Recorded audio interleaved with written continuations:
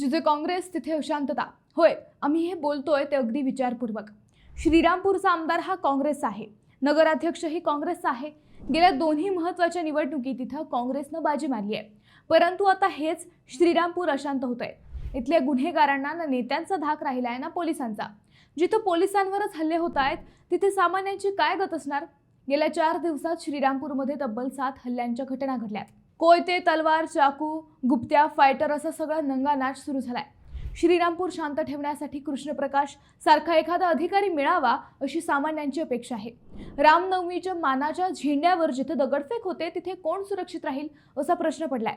नेमकं काय चाललंय श्रीरामपूरमध्ये हाच विषयाचा आपण समजून घेणार आहोत। नमस्कार, मी अद्वैता आणि आपण पाहत आहात अहिल्यानगर लाईव्ह 24, नगरी राजकारणाचा परफेक्ट अनालिसिस। श्रीरामपूर अशांत करण्याचा डाव अशा मथळ्याखाली आम्ही 2 दिवसांपूर्वीच एक व्हिडिओ केला होता।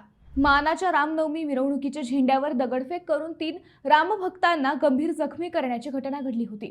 त्यावर आम्ही विश्लेषण केलं होतं। आता पुन्हा 2 दिवसात आम्हाला हा दुसरा व्हिडिओ करावा लागतोय। एक पत्रकार म्हणून यापेक्षा मोठं दुर्दैव काय असावं? एकीकडे अशोक खरात सारख्या नराधमाच्या मुसक्या आवळणारे नगर पोलीस श्रीरामपूरला मात्र शांत ठेवू शकत नाहीत हे वास्तव आहे।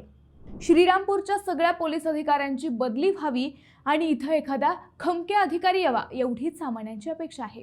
4 दिवसांपूर्वी श्रीरामपूर बेलापूर रस्त्यावरील सद्गुरू मंगल कार्यालयात लग्नाला आलेल्या भैरवनाथ नगर येथील ग्रामपंचायत सदस्यावर जीवघेणा हल्ला झाला।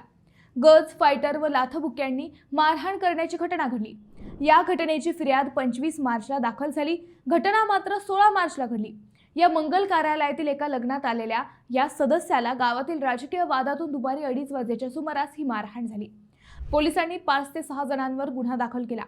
त्यानंतर 26 मार्चला श्रीरामपूर शहरातील वॉर्ड क्रमांक 2 मधील एका तरुणाला 50,000ची खंडणी मागत मारहाण करण्यात आली। या एरियात फक्त आम्हीच दादा आहोत, आमच्या विरोधात कुणी गेलं तर तुकडे करू असा दम देत बंदूक कोयत्याने एका तरुणाला मारहाण करण्यात आली होती। श्रीरामपूर शहर पोलीस ठाण्यात जखमी तरुणाने गुन्हा दाखल केला। सरफराज बाबा शेख, इरफान मोइनुद्दीन शेख उर्फ इप्या, लुकमान इसाक शहा आदी 5 ते 6 जणांवर गुन्हा दाखल करण्यात आलाय।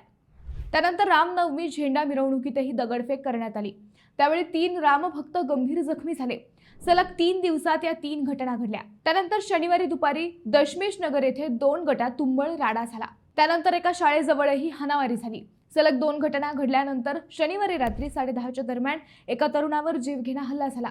या हल्ल्यात कोयता, चाकू, तलवारी अशा हत्यारांचा वापर झाल्याचे सांगण्यात आले। हल्ला झालेला तरुण हा बेलापूर येथील असल्याचे समजते। एकाच दिवसात घडलेल्या या 3 घटनांनंतर श्रीरामपूर खरंच अशांत झालंय हे पटतंय। ऐन रामनवमी उत्सव सुरू असताना या घटना घडत असल्याने पोलिसांविषयी नाराजी वाढत आहे। श्रीरामपूरचे पोलीस अधिकारी दबंग भूमिकेत काय येत नाही? त्यांना कुठल्या राजकीय पदाधिकाऱ्यांची भीती आहे का? हा प्रश्न या निमित्ताने पुढे आलाय।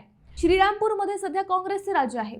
एकीकडे संपूर्ण जिल्ह्यात हिंदुत्ववादी आमदार असताना ते सगळे तालुके शांत आहेत, परंतु एकट्या श्रीरामपूरमध्ये अशांतता आहे। त्यामुळेच काँग्रेसच्या राज्यात असं काय होतंय या निष्कर्षापर्यंत यावं लागतंय। गुन्हेगार हे सगळं ठरवून करतायत का? हाही प्रश्न आहे। मित्रांनो, तुम्हाला हा विषय कसा वाटला हे आम्हाला कमेंट करून नक्की कळवा। शिवाय व्हिडिओ आवडला असेल तर चॅनलला सबस्क्राईब करून व्हिडिओला लाईक करायला विसरू नका। पुन्हा भेटू नव्या विषयावर, तोपर्यंत धन्यवाद।